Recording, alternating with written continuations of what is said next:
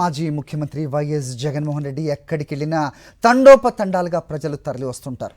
YS జగన్కు భారీగా జనం తరలి రావటాన్ని ఎల్లో బ్యాచ్ జీర్ణించుకోలేకపోతోంది. పిచ్చి మాటలు పిచ్చి రాతలతో అక్కసు వెళ్ళగక్కుతూనే ఉంది. ఆంధ్రజ్యోతి రాధాకృష్ణ తన ఆర్టికల్లో పచ్చ పైత్యం మొత్తం ప్రదర్శించారు. 17 మాసాల్లో చంద్రబాబు ప్రభుత్వం వైఫల్యం వల్లే వైఎస్ జగన్ ఎక్కడికి వెళ్ళినా భారీగా జనం తరలి వస్తున్నారు. హైదరాబాద్లో కూడా వైఎస్ జగన్మోహన్ రెడ్డికి వేలాది మంది స్వాగతం పలికారు. శ్రీకాకుళం నుంచి రాప్తాడు వరకు ఎక్కడికి వెళ్ళినా వైఎస్ఆర్సీపీ అధినేతకు జన హారతి పడుతున్నారు. చంద్రబాబు పచ్చ గ్యాంగ్ మీడియా మాటలు చాలా విచిత్రంగా ఉంటాయి. జగన్ మీద కేసులు వెంటనే తేల్చేయాలట. చంద్రబాబు మీద కేసుల గురించి, ఆయన బెయిల్ మీద బయట ఉన్నాడనే సంగతిని మాత్రం పచ్చ మీడియా మాట్లాడదు, అస్సలు రాయదు. ఎల్లో మీడియా ఏడుపులు, కూటమి ప్రభుత్వ కుట్రలు, వైఎస్ జగన్కు దిష్టి తీసే చందమే అంటోన్న సీనియర్ జర్నలిస్ట్ కొమ్మినేని శ్రీనివాసరావు విశ్లేషణ ఒకసారి చూద్దాం. ఏపీ మాజీ ముఖ్యమంత్రి వైఎస్ జగన్మోహన్ రెడ్డి ఇటీవలి కాలంలో రాష్ట్రంలో ఎక్కడికి వెళ్ళినా తండోపతండాలుగా జనం వస్తున్నారు. ఆయనతో కరచాలనం చేయడానికి, వీలైతే సెల్ఫీ దిగడానికి పోటీ పడుతున్నారు. ముఖ్యంగా యువత అధికంగా జగన్కు స్వాగతం చెబుతోంది. ఈ సహజంగానే ఇది తెలుగుదేశం, జనసేన, బీజేపీ కూటమి నేతల గుండెల్లో రైళ్లు పరిగెత్తిస్తుంది. ఆ పార్టీల వారంటే ప్రత్యర్థులు కనుక ఏదో తమకు తోచిన విమర్శ చేస్తుంటారు. కానీ ఇండిపెండెంట్ మీడియా ముసుగులో వారికి మద్దతిచ్చే ఎల్లో మీడియా గుక్కబెట్టి రోధిస్తున్న తీరు చూసి జనం ముక్కున వేలేసుకుంటున్నారు. ఈ క్రమంలో ఈనాడు, ఆంధ్రజ్యోతి, టీవీ5 వంటి ఎల్లో మీడియా సంస్థలు నిస్సిగ్గుగా వ్యవహరిస్తున్న తీరు వారి దిగజారుడుతనానికి నిదర్శనంగా కనిపిస్తుంది. కొద్ది రోజుల క్రితం జగన్ అనంతపురం సమీపంలోని రాప్తాడుకు ఒక వివాహానికి హాజరయ్యేందుకు వెళ్లారు. ఆ సందర్భంగా 50,000 మందికి పైగా జనం ఆయనకు స్వాగతం చెప్పారు. జగన్పై ఇంత క్రేజ్ అప్పుడే వచ్చిందా? చంద్రబాబు నాయుడు నేతృత్వంలోని కూటమి ప్రభుత్వం ఘోరంగా వైఫల్యం చెందిందన్న భావనతోనే ప్రజలు జగన్ వైపు ఆశగా ఎదురు చూస్తున్నారా? అసలు ఇంత ప్రజాభిమానం కలిగిన నేత ఆధ్వర్యంలోని వైఎస్ఆర్ కాంగ్రెస్ నిజంగానే ఓడిందా లేదా అన్న సంశయం చాలామందికి కలిగింది. ఎన్నికల్లో ఏదో మతలబు జరిగిందని, ఈవీఎంల ప్రభావమో లేక సాయంత్రం నుంచి రాత్రి వరకు సుమారు 50 లక్షల ఓట్లు అదనంగా అనుమానాస్పద రీతిలో పోలవడమో ఏదో కారణం ఉందన్న అభిప్రాయం ప్రబలుతోంది. ఒక రాప్తాడన్న మాట ఏమిటి? మచిలీపట్నం వద్దకు తుఫాను బాధితులను పరామర్శించడానికి వెళ్ళినా అదే జనం. సత్తెనపల్లిలో ఒక పార్టీ నేత కుటుంబాన్ని పలకరించడానికి వెళ్ళినా రోడ్లన్నీ జనసందోహమే.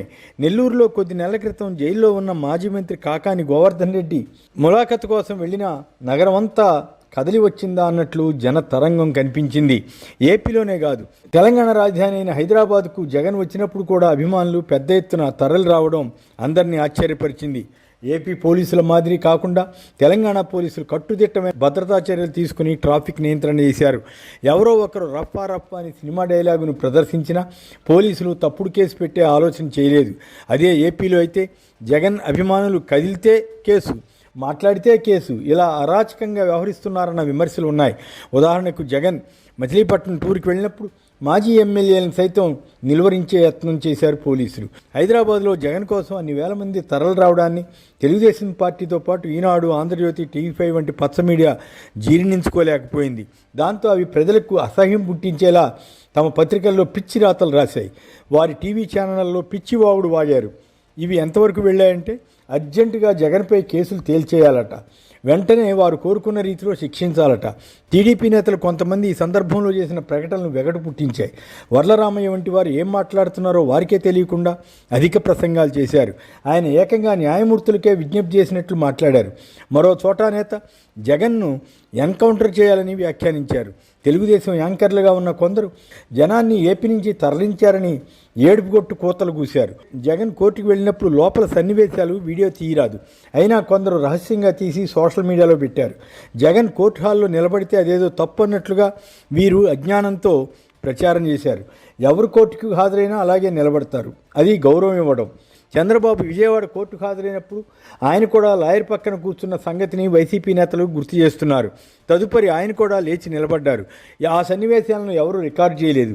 ఇక చంద్రబాబు తనకు ఆరోగ్యపరంగా అనేక సమస్యలు ఉన్నాయని హైకోర్టు నుంచి బెయిల్ తెచ్చుకున్నప్పుడు వైసీపీ ఎక్కడా అభ్యంతర వ్యాఖ్యలు చేయలేదని, అది తమ సంస్కృతి అని పొన్నవోలు అన్నారు. కానీ ప్రస్తుతం టీడీపీ సోషల్ మీడియా ఇష్టం వచ్చినట్లు జగన్ పైన, వైసీపీ పైన పోస్టులు పెడుతోందని ఆయన అన్నారు. చంద్రబాబు జైలు నుంచి బయటకు వచ్చాక చిత్రమేమిటో, ఆరోగ్య సమస్యలు ఏమయ్యాయో కానీ రాత్రంతా గంటల తరబడి ర్యాలీ చేసి రాజమండ్రి నుంచి ఉండవల్లి కరకట్ట నివాసానికి చేరుకున్నారు. అప్పుడు ఈనాడు మీడియా ఏమని రాసిందో తెలుసా? జైలు నుంచి జనం గుండెల్లోకి చంద్రబాబు అని హెడ్డింగ్ పెట్టింది. అంతే తప్ప నిజంగా చంద్రబాబుకి అన్ని ఆరోగ్య సమస్యలు ఉంటే తెల్లవారులు ర్యాలీ చేయవచ్చా అని ప్రశ్నించలేదు. మరి అదే జగన్ హైదరాబాద్ వస్తే జగన్ మార్కు బల ప్రదర్శనని ఇదే పత్రిక ఏడుపుగొట్టు వార్త ఇచ్చింది. ఆయన అనుచరులు హల్చల్ చేశారట. అంతకుముందు జగన్ బందర్ ప్రాంతానికి వెళ్ళినప్పుడైతే ఏకంగా అడుగడుగున అరాచకమే అంటూ నీచమైన హెడ్డింగ్ పెట్టింది. హైవేపై గుమికూడ వద్దని పోలీసులు షరతు పెట్టడాన్ని కూడా సమర్థించి ఈ పత్రిక తన లేకి బుద్ధిని ప్రదర్శించుకుంది. మరి చంద్రబాబు హైవేలపై ర్యాలీలు తీసినప్పుడు, పొంగనూరు వంటి చోట్ల టీడీపీ కార్యకర్తలు పోలీసు వ్యాన్ను దగ్ధం చేసినప్పుడు మాత్రం ఈ మీడియాకు ఎక్కడా తప్పు కనిపించలేదు. చంద్రబాబు కందుకూరులో రోడ్డు మధ్యలో మీటింగ్ పెట్టినప్పుడు తొక్కిసలాట జరిగి 8 మంది మరణించినా అది పోలీసుల వైఫల్యమని ప్రచారం చేసింది. మరో పత్రిక ఆంధ్రజ్యోతి యజమాని రాధాకృష్ణ తన వికృతత్వాన్నంతా ప్రదర్శించి జగన్కు హైదరాబాద్లో ప్రజాస్పందన రావడంపై ఒక నాసిరకం వ్యాసం రాసి అక్కసు వెళ్ళగక్కారు.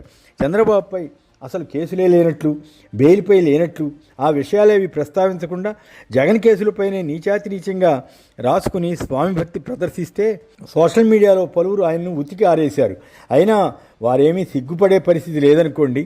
ఏదేమైనా టీడీపీ ఎంత ఘోరంగా మాట్లాడినా, వారికి బానిసత్వం చేసే ఎల్లో మీడియా ఎంతగా ఏడ్చి పెడబొబ్బలు పెట్టినా జగన్కు దిష్టి తీసిన చందమేనని ఆయన అభిమానులు వ్యాఖ్యానిస్తున్నారు.